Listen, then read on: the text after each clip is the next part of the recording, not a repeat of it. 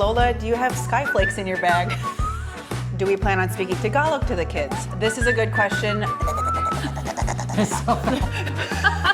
Did you use a belt or a slipper? Chinelas.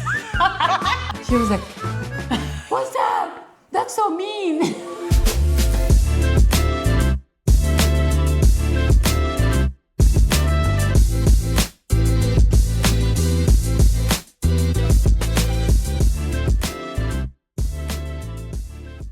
All right, this is take 4. Take 4. Hello, everyone. I am here with my mom, aka Lola, and I'm excited because we are answering your questions, and she has no idea what's coming, thanks to you guys. Just for a backstory, my mom is a single mom. She came to the US when she was 25, and I had to be in the Philippines in order for her to petition for me to come to the US. So I mentioned this story on Instagram, and I had a few people say, oh, I want to ask her this, I want to ask her that. So I polled you all and asked to hear what you want to hear from Lola. Before we really dive into some of the questions, I want to do some of the funny ones first, or some of the casual ones, before we really dive into some of the deeper ones. But the first thing is, where does Lola live? I live in Chicago. Yeah, she lives in Chicago. We were in Chicago for a really long time. Yeah. I mean, I moved to the city when I was 18, and then I feel like you followed me there. And then you've been in there since. Yeah. 2007, when I moved to downtown Chicago, Yeah. closer to Chinatown, where I live now. Perfect. Yeah. Love it. Okay, so that's an easy one. Will Lola move to Texas to be closer to her Apo? Oh yes, that's the plan. That's the Eventually, yes. Yeah. Let's get, that's part of the plan. Yeah, I am an only child. yeah. It's just me and her, so the grandkids are like, your kids. So, Yes. yeah. Someone said, Lola, do you have skyflakes in your bag? Right now, I have 3, and they're all crumbly because I kind of like put so many things heavy at the airport. So now they're all like powdered.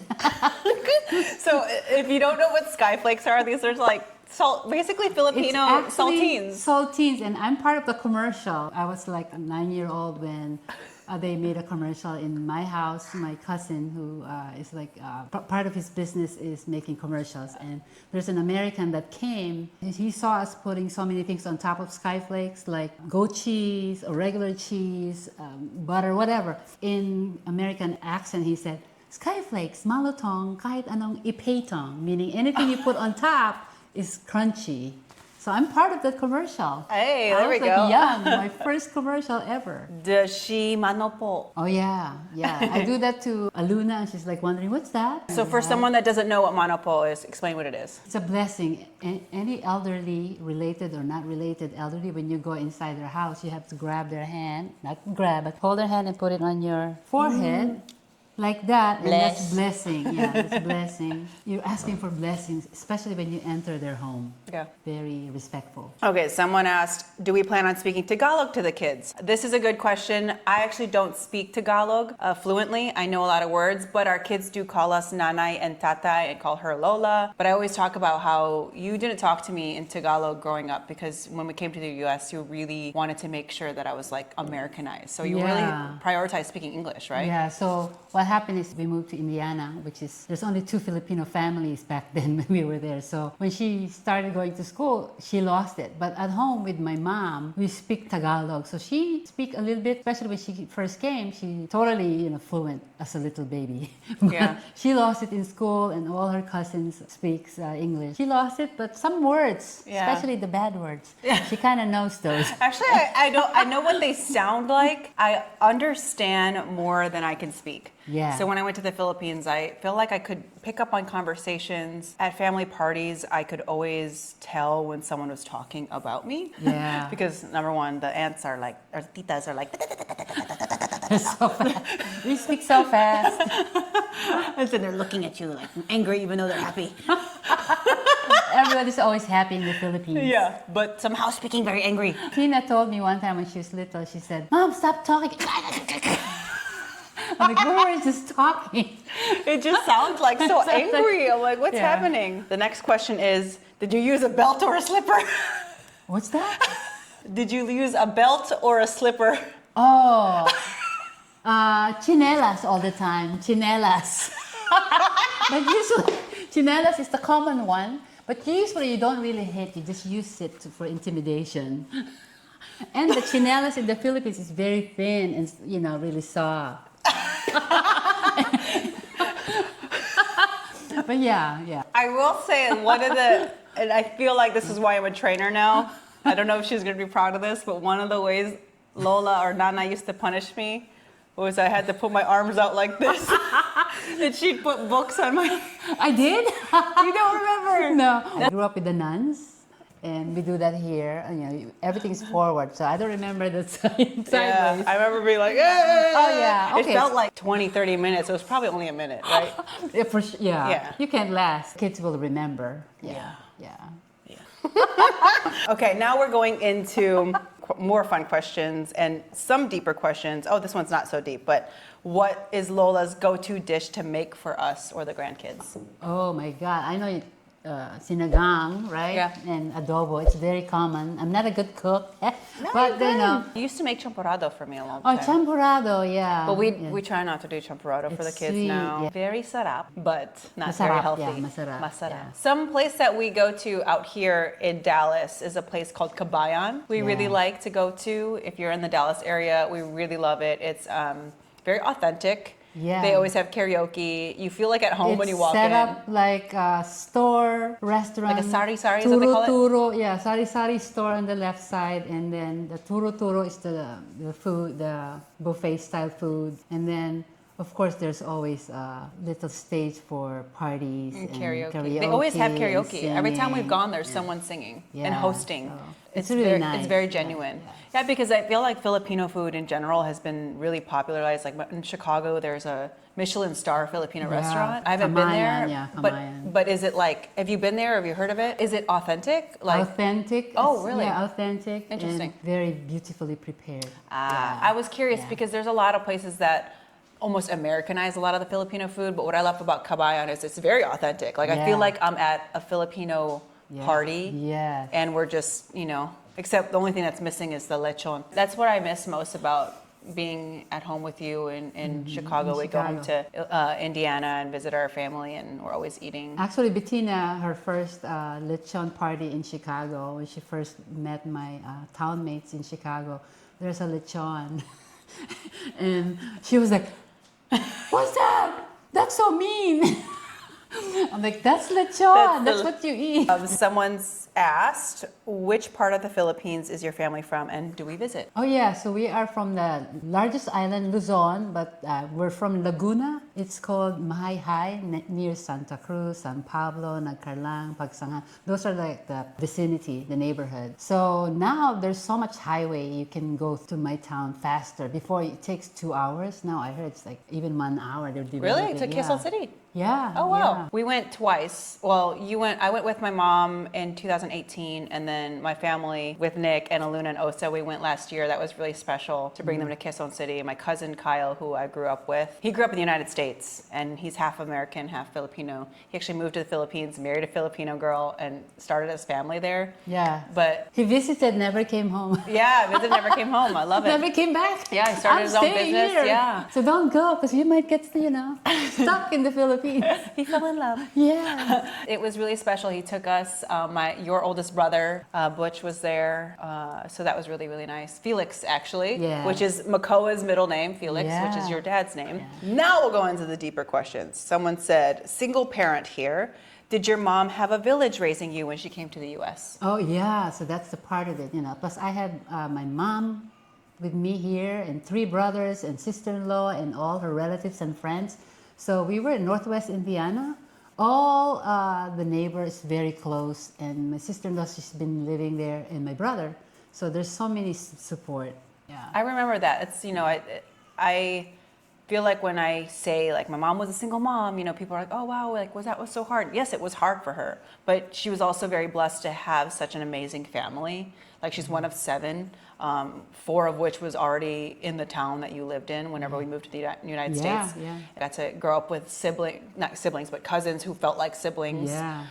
Kyle being one of them who I mentioned. And I feel like that's what really made it special and you know, people joke around about the only child and like say Yeah. like they're kind of weird. But I think because I had siblings, aka my cousins, that's what it felt like. I felt like I was around Yeah. other kids that felt like family. But Yeah, you grew up with Kyle, Yeah. the guy who's in the Philippines now, my nephew. So they're like brothers. They're like twins. They're always together. And actually, when their moms shop, they always have something for Betina. Yeah, she treated me just like Yeah, one of them. yeah, It was really special. Because, yeah, you were going to school. Yeah, nursing school. Yeah, my mom went to nursing school. You worked really hard just so I can go to a Yeah. Catholic school. Yeah, Yeah, so it was challenging for you. Challenging, but very supportive family. Plus, my mom, she's always at home. Yeah.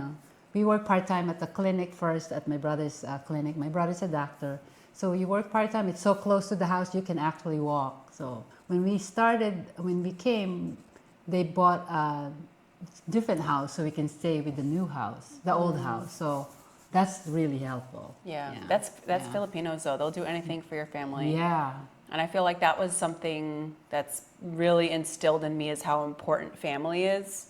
Even though I had a single mom, didn't really have a dad or have that like father figure until my mom married when she was not when I was 9.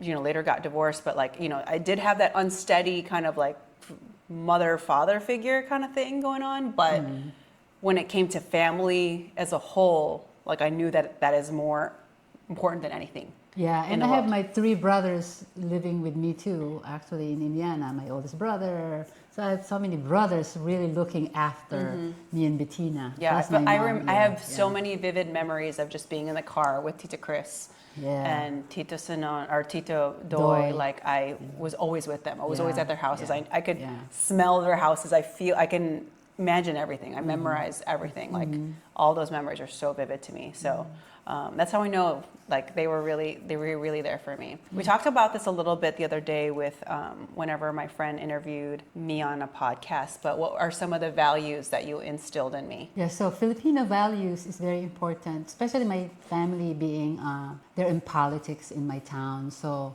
public service is the most important and very also religious upbringing. You know, you look at your kapwa is big in the Philippines. Kapwa is fellow townmates, fellow neighbors, is the image of God. So you have to help others all the time. You know, don't think about yourself. Think about others first before yourself. And that's everywhere in the Philippines. It's not just me. It's not just my family. You know, if you knock on the door anywhere else in the Philippines, they'll feed you. You can even sleep on their bed. And even though they don't know you, they'll it's the same. So kapwa and public service is always the Philippine values. And it's not just me. It's the whole country, I think. What is your favorite memory of Betina? Oh, Betina is a tough, girl. She's my little fashion person. You mean like I was like your doll? Not, I Yeah. wasn't fashionable. I was her like little paper doll that she would dress. I made so much clothes for her when she was a baby, and when in Indiana when she arrived, she's got fur coats. I made so many clothes for her. She's my little baby toy, baby girl toy. And people in Indiana, when we're shopping, they will say, "Where'd you get that fur coat for little child?" It's like, I made it. So that's your favorite memory of me. Yeah. What are some things that you wish that you could have done differently or changed? Probably don't work too much. You know, I work a lot, less working time. But at that moment, you know, when you come into a new country, your mind is to establish yourself, you know, but you want to set that goal. Plus, my family is really into career. So especially, being surrounded by my family who's really into education. So school first and then career. So work a lot to build your life, you know. So I work like probably almost every day. Yeah. And when you're a new nurse, you work at night. So that's the tough part. So do you feel like if you worked less, like you would have been able to spend more time with me or stuff like that? Yeah, Like, do you yeah. feel like you missed some moments or anything? Yes, yeah. Maybe that's why Lola should move to Hey, Texas. we're working on that. Well, I'm glad you said that because the last question, and I thought this was a good question from someone, and I think that you should answer this from 2 different perspectives. Okay. How did she feel about you going into music/fitness versus a more traditional career path? Like, I'm curious to know how you felt then, and how you feel now? Me, whatever Betina wants is fine. That's why I brought her here in the United States. Coming from a very strict Catholic, my high school is with the nuns. I lived with the nuns. Me and my sister live at the dormitory. My mom paid, big bucks to get us groomed. I want her to be free. I want her to create her own identity. I don't want her to be told what to do. Whatever she wants. Of course, I guided her. I guided her in the way I probably want to be too. Like entertainment. So that kind of like what I pushed on her. So this is who she is now. I love that you say that because a lot of people assume everyone's in healthcare in your family. I do think that there was a part of everyone that was like, oh, she's not going to go to college, she's not going to do this and that, because that's their traditional way, and that's all you'll know. I think there was a part of most of your relatives, like your oldest brother is a heart surgeon. Yeah. So obviously he's at the highest level that anyone could be in schooling. I think he was probably like, what? You're letting Betina play in a band? But I think there was a part of you inside of you that was like, well, yeah. That's cool, Yeah. But it was probably a struggle for you because you probably thought like, oh, well, maybe, will she make it? Will she not? I'm sure that was really hard. Well, with my mom came from a very traditional family too. She was really young when she got married. She was set up, she's like a Arranged marriage? Arranged marriage, it's during the war. So she always tells me that I want you to do whatever you want. And she knows I'm an artist. I like to do fashion, and she sent me to modeling school. I started modeling young. I was 13. I'm doing runway. I'm doing commercial. I have friends who are actresses in the Philippines. So I got exposed early, and I was in art school at the University of the Philippines, visual art. So I'm exposed to that. And for some reason, I ended up doing a lot of choreography and fashion, and I made a lot of clothes. I thought I'm going to be also a fashion designer in a way back then. I did a lot of photography, shoots also, directing children for a couple of department stores in Quezon City, actually. Yeah. So she's exposed. When I was pregnant with her, I'm doing a lot of fashion shows and choreography. So I'm not surprised when she's doing the same thing. Yeah. Now. See, I think that's so incredible because people are always asking us like, how did you do what you do? And I think that in the root of all of it, you really just supported me in everything that I wanted to do. And for parents out there, I think that's the most important thing.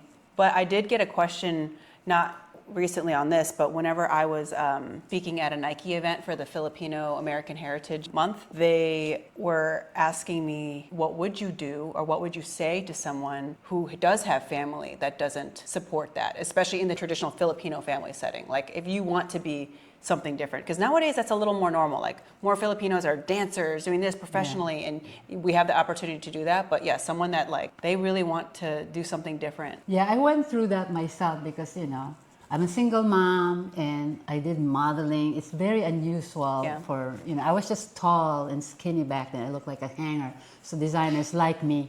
But because of my mom, she's very supportive.